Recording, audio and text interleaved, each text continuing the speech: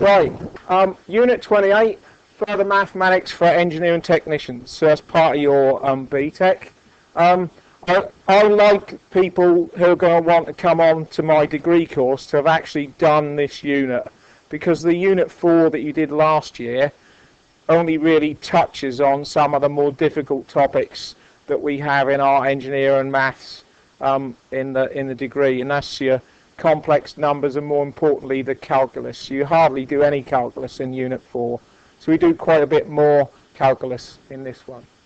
I've already told you my name is Mike Betts. You can find me at m.betts@lowestoft.ac.uk, as everybody else you've already had to deal with. The text of the book mentioned there, J. Bird, Engineering Mathematics 7th edition, will be more than helpful to you in the course of doing this unit. You probably would have been directed to that for the Unit 4 in the first year anyway, and even earlier editions like the 5th or 6th will also be suitable. A lot of the examples that I go through in the class are actually taken from that book, and then I'll be giving you problems to have a go at that are also taken from those books as well. There are a lot of work through problems that link the maths to real engineering problems, and then things for you to have a go at that you've got the final answer to but not the working kind of thing, so you've got to work through to head for that final answer. It's a really, really good book for this kind of maths at this level. Okay, and I use that in the degree as well, and I'm going to be using the higher engineering mathematics one for the level 5 maths module in the degree.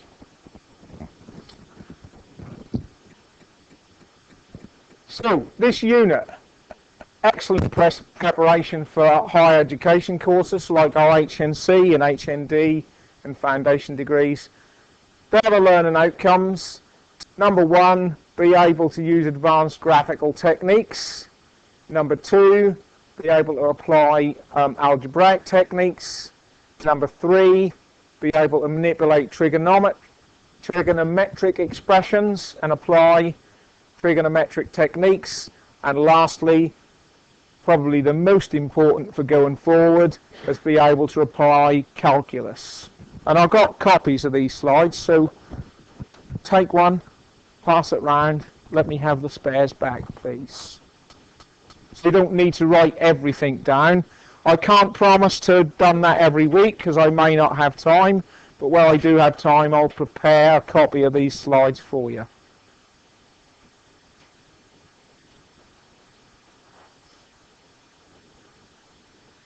So, assessment of this unit. There are 6 assignments for this unit. That doesn't mean there's any more work than one where you're going to get 4.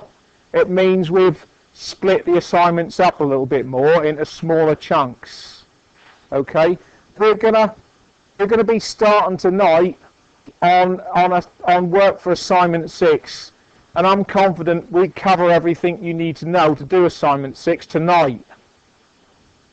If not a little bit of next week's session, then you will be given that assignment next week and a period of time to complete it. So it's been split up a little bit more into smaller chunks, so you can kind of get some marks on the board, get some P criteria covered and out of the way. It just works better. Sometimes it works well to chunk them together. In this case, it actually works well to split them up a little bit more. So you've got assignment 3 that covers the first learning outcome, and that's got just 1 pass criteria and 1 merit in it.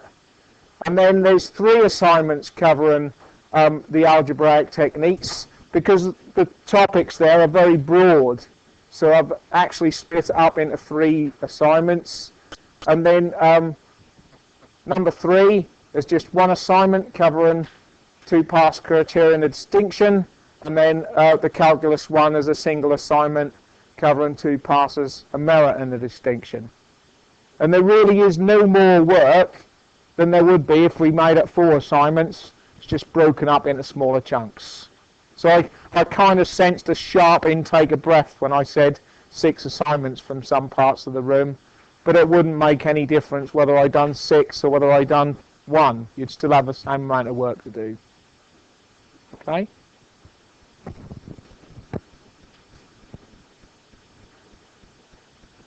So, the topic of today's session. Who knows anything about statistics at all? Apart from there being the old saying, there's lies, damn lies, and then there's statistics. Because people in government make use of statistics. They can find the figures they need to make their point. That's kind of what that's getting across. But what it does is provide methods of analysing sets of data. So in engineering, you might want to analyse the temperature measurements of a process liquid in a tank over time and determine how reliable and reproducible the measurements are, how much the temperature varies over time, and so on. You also might want to look at the failure rates of a particular component or the output level of a particular device that your company's making to see whether that's within certain tolerances and so on. And you'd use statistical techniques to do that. So that might mean you determine the mean, the variance, and what's called the standard deviation for that temperature data. So those measures of what's called central tendency, how close to a central average or mean the overall data set is the subject of tonight's session. Okay, so we're going to be doing mean and standard deviation and variance for both what's called discrete, individual, and grouped data.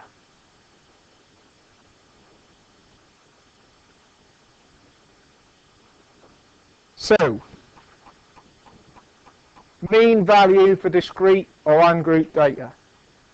The mean is found by adding together all the values in the data set and dividing by the number of members in the set. I pretty much think that everyone in the room would already know how to do that. Yeah? That's why I think we can get all this done tonight. So, for the values 4, 5, 6, and 9, you add them all up, divide by the number in the set, which is 4, and you get the mean value as being 6. Okay?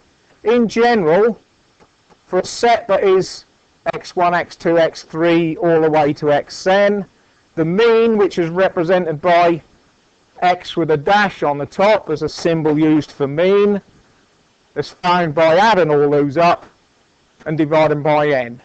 And another way of writing that is capital letter, Greek letter sigma, x over n. The sum of all the values, that's what that top bit means, divided by how many values you've got.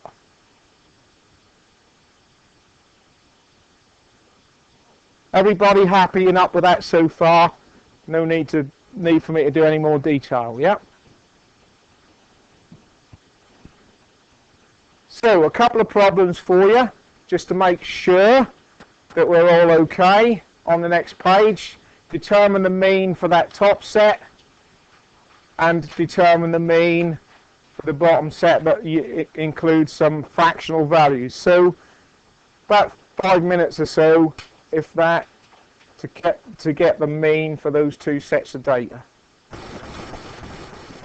So, problem 1, what we need is the sum of all those. So, pick one person, don't know any names yet. Sorry? Josh, what you got for the sum of all those numbers? Yeah. Now what do I add up to? 65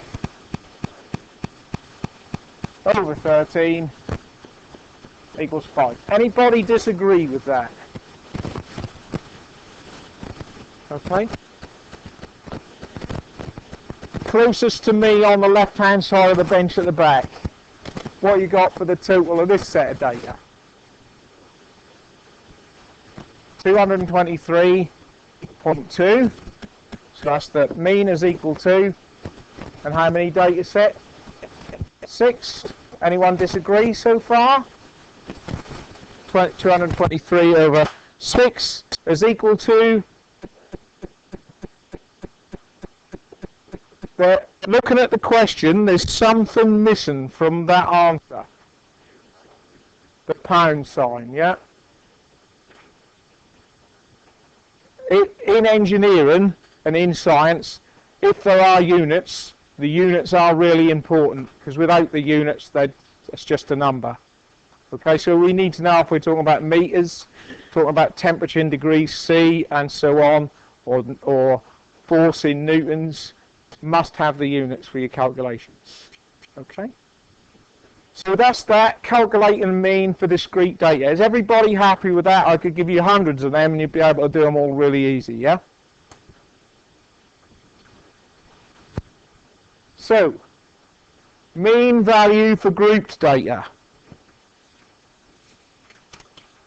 It's a little bit more tricky, but not too bad. Who can remember doing mean values for group data before? Mean value for group data is found by determining the sum of the frequency times the class midpoint values. So what you're doing is you're putting all the actual values into classes, into groups. And then you take the midpoint of that class. So if the class is between 5 and 7, the midpoint would be 6, and you multiply that by how many are in that class. So you get that, you add all them up. So the top line of this formula is the f1 times x1 plus f2 times x2. Okay, what that is the frequency of the first class times the midpoint of the first class. Frequency of the second class times the midpoint of that class. So you add all of them up, and then underneath is all the frequencies added together. So effectively, that's again the number of data items you've got totaled all up. Okay, so this formula here is the sum of frequency times midpoint over the sum of the frequency. So that's the formula for calculating the mean of grouped data. So if we look at the following page, an example. The frequency distribution for the value of resistance in ohms for 48 resistors is as shown. Determine the mean value. So what we need to do is find all the midpoints. How do we find a midpoint? Give me an example of how we find the midpoint of the first class, this one here. If it's not obvious, how would we do it? Add them together and divide by 2. So you do 20.5 plus 20.9 and divide by 2. Is that what you're telling me? Yeah, the answer to that is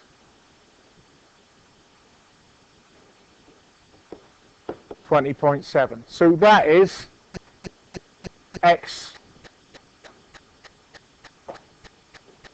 x1 in the previous formula. So we'd put 20.7 in there.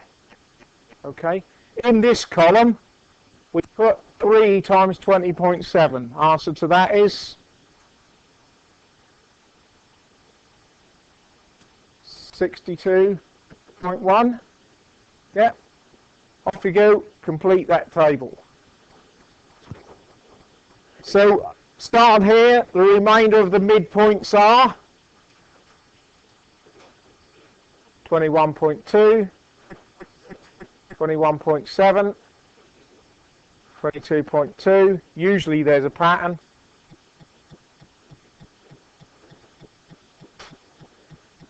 And 23.2. The f times x values are 212.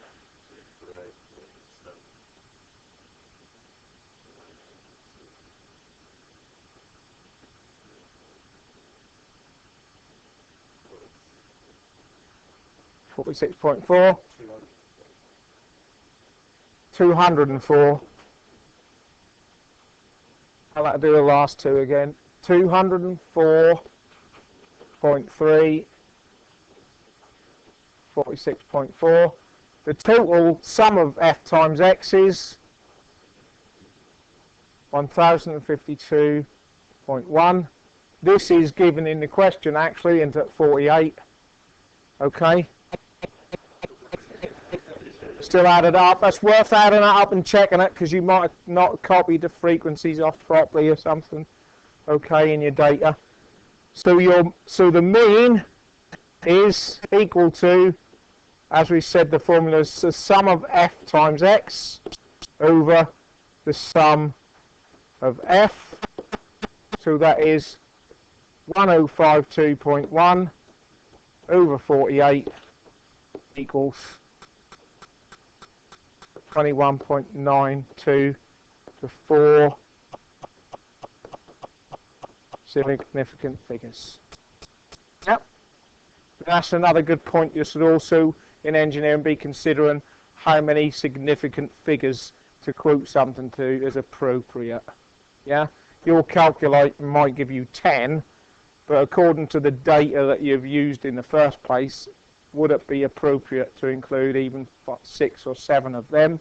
No, because your data is only to 3 significant figures. Yeah. So maybe one more, never more than one more, usually no more than the lowest number of significant figures that you've got. Okay?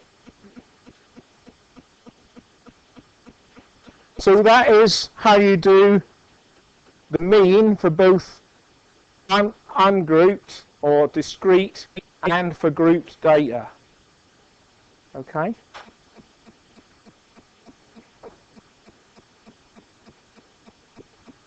Just going to add a page in here. If I was to these resistors,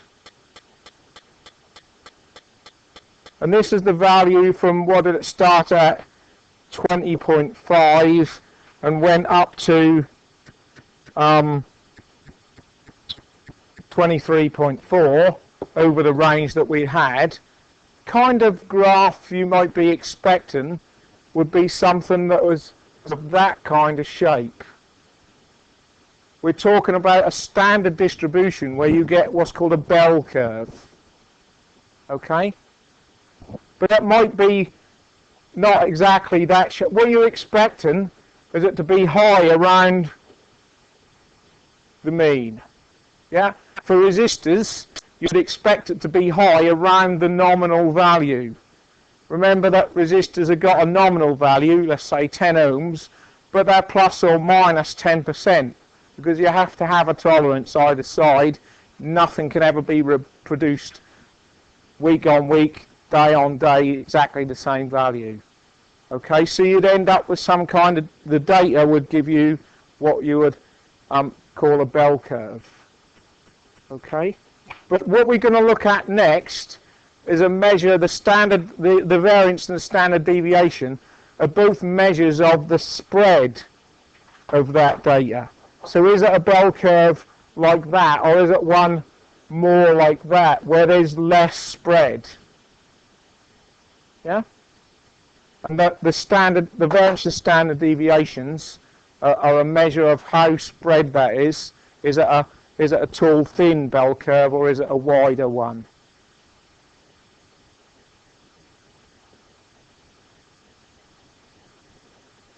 So, finding the standard deviation.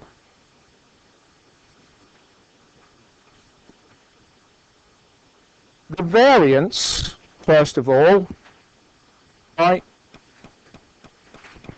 Fine. I've gone forward one too many, I think. There it is. Gone forward 2 or 3. I'll put them in the right order. Variance and standard deviation.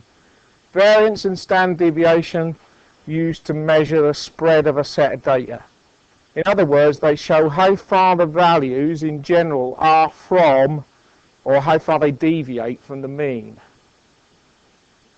How the general deviation is this much. Okay. As you go on further in statistics, there are other things you look at where is something more than 3 standard deviations from the mean. There's something you might look at if you're trying to prove that some particular new fertilizer in a field is going to make your corn grow better.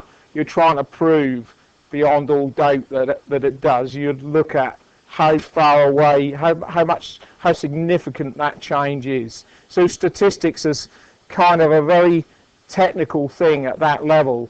The problem with trying to teach the way to do it by hand, to me, is quite a waste of time these days, because if you're doing that kind of research and you've got thousands and thousands of pieces of data, you're going to plug that into a computer with a statistics package on it. That's going to throw your answers out to you anyway. But it's kind of just teaching the understanding of what that software is doing for you, really, if you go on to do that.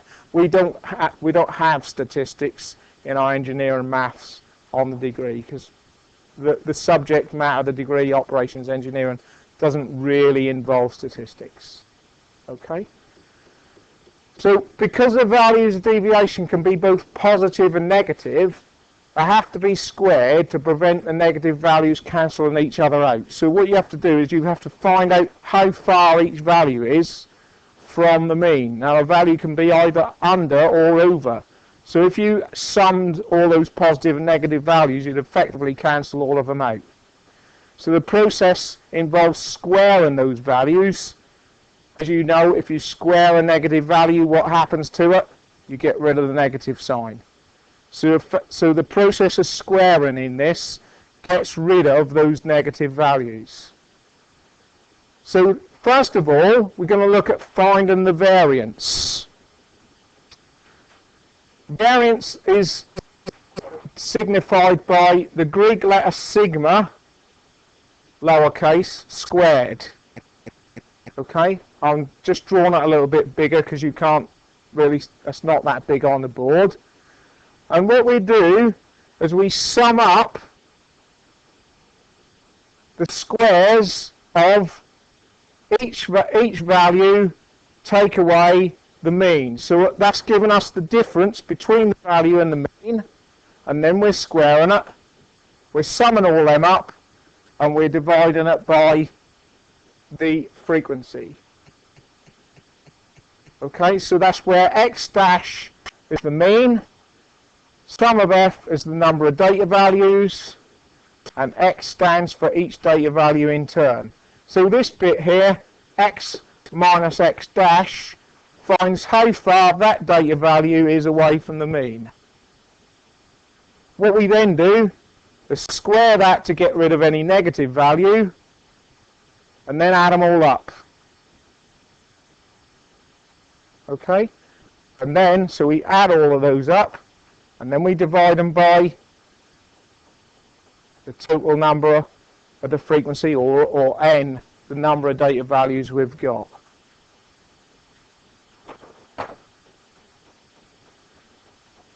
Okay? So that's finding the variance.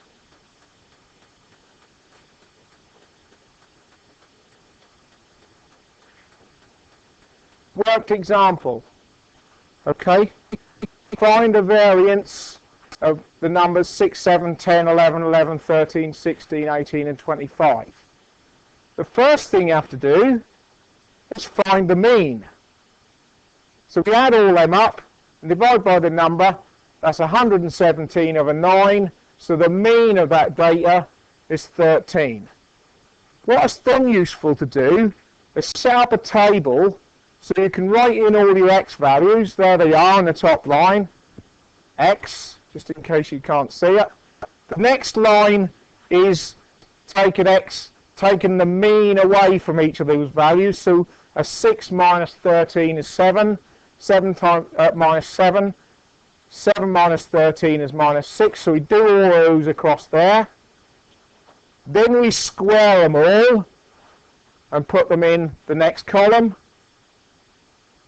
And then we'll need to sum all of those up. So we've summed up all those values in the bottom end of that table, come to 280. There's the formula. So we take the sum of all those squares, 280 over 9, we come out with a variance of 31.11. Okay, now if these were meters, so if x was measured in meters, let's have a look at what the units of that variance would be. We've got, on that top line, we've got the sum of the value of x in meters minus the value of the mean, which would be in meters, wouldn't it? Because the values are all in meters, so the mean would be in meters. So we got a value, overall, do you understand that that value in brackets is in meters? And then we're squaring it. And then we're dividing it by a constant, just a number. So the units of this would be meters squared.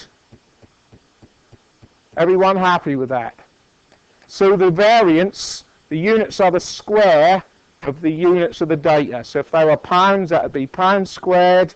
If they were pennies, that would be pennies squared, and so on. Okay? To get that to a more understandable unit, we'll find the standard deviation. The variance produces a value measured in terms of x squared. This would mean if the data values are ohms, the variance units would be ohms squared. Be more helpful in this case to know the deviation from the mean in the same units of measure. To do this, we find the standard deviation. Standard deviation, sigma, is equal to the square root of the variance. Simple as that. So we could have a full formula for the standard deviation straight off. It's just a square root symbol with a variance formula inside it. Do it all in one go. Okay? So we find the standard deviation of that previous data, which is 31.11. Just take the square root of it. It becomes 5.58. And if that was our meters data, the standard variance from our mean would be 5.58 meters. And what was our mean in the first place for that data? 31.11. Yeah. So the standard deviation from that is 5.58 meters. Yeah. Everybody get that? Understand what's going on there? Yeah.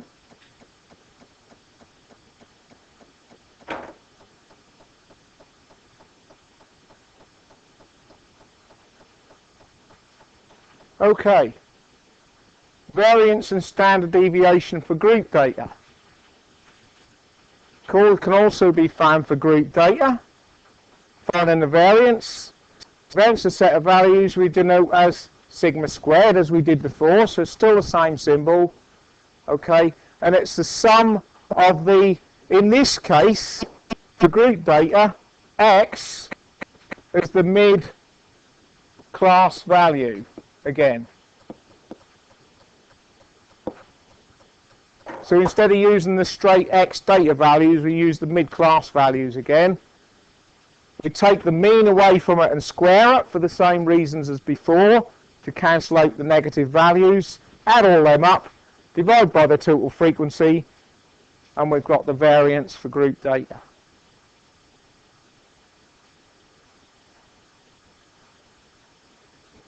Going back to our example,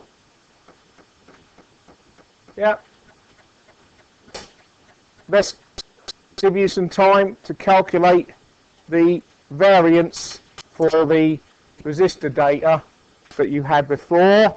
Just remind everybody, somebody, what the mean x dash was from the original problem.